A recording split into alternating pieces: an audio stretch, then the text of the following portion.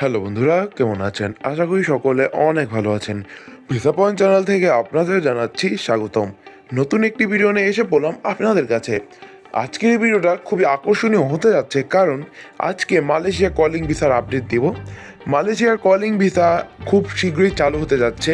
ঈদের পর রোজার ঈদের পর মানে ঈদ উল ফিতরের পর নতুন একটি খবর পাবেন এই মালয়েশিয়ার কলিং ভিসার। অবশ্যই আপনারা এই এপ্রিল মাসে মালয়েশিয়া কলিং ভিসা আসার চান্স খুবই বেশি। আর অবশ্যই আপনারা এই এপ্রিল মাসে খবর পেয়ে যাবেন যে মালয়েশিয়া কলিং ভিসা আসবে নাকি না।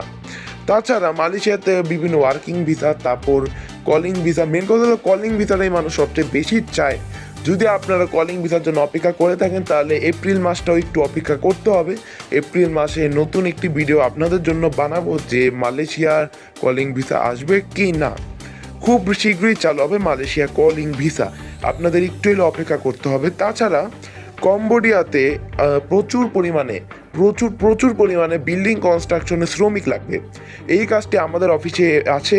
আপনারা যারা বৈধভাবে সম্পূর্ণ খুব সহজে এবং খুব অল্প সময়ে যারা কম্বোডিয়াতে যাওয়ার জন্য আগ্রহী সম্পূর্ণ বৈধভাবে ওয়ার্ক পারমিটের সাথে, তারা অবশ্যই আমাদের সাথে যোগাযোগ করতে পারেন।